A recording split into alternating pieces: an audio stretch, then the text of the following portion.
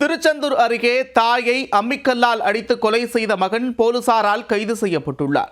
கொலை செய்துவிட்டு தாய் உடல் அருகே அமர்ந்திருந்த மகனின் ஆத்திரத்திற்கு என்ன காரணம்? தூத்துக்குடி மாவட்டம் திருச்செந்தூர் அருகே குமாரபுரம் பகுதியில் உள்ள ஜெயா நகரைச் சேர்ந்தவர் ஓய்வு பெற்ற தலைமை ஆசிரியர் அன்புமணி. இவருடைய மனைவி ரேணுகா, இவரும் ஓய்வு பெற்ற பேராசிரியர். இவர்களுக்கு 2 மகன்கள் உள்ளனர்.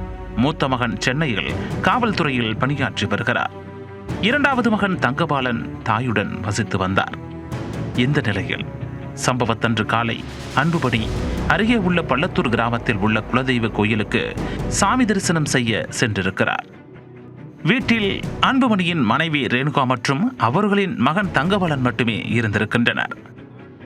அப்போது இருவருக்கும் இடையே ஏற்பட்ட வாக்குவாதத்தில் திடீரென தங்கபாலன் தன்னுடைய தாய் ரேணுகாவின் தலையில் அம்மிக்கல்லால் தாக்கியதாக கூறப்படுகிறது. இதில் பலத்த காயமடைந்த ரேணுகா சம்பவ இடத்திலேயே உயிரிழந்து விட்டார். தாயை கொலை செய்த பின்னரும் அங்கிருந்து செல்லாமல் அவரது உடல் அருகிலேயே தங்கபாலன் அமர்ந்திருந்ததாக கூறப்படுகிறது. மேலும் சென்னையில் காவல்துறையில் பணியாற்றி வரும் தன்னுடைய சகோதரனுக்கு வாட்ஸ்அப் மூலமாக சம்பவம் தொடர்பான புகைப்படத்தையும் தங்கபாலன் அனுப்பியிருக்கிறார். இது குறித்து தகவல் அறிந்த திருச்செந்தூர் போலீசார் சம்பவ இடத்துக்கு விரைந்து சென்று விசாரணை நடத்தினர். பின்னர் ரேணுகாவின் உடலை மீட்டு பிரேத பரிசோதனைக்காக திருச்செந்தூர் அரசு மருத்துவமனைக்கும் காவல்துறையினர் அனுப்பி வைத்தனர். மேலும் தாயை கொலை செய்ததாக தங்கபாலனை போலீசார் கைது செய்து அவரிடம் விசாரணையும் நடத்தி வருகின்றனர்.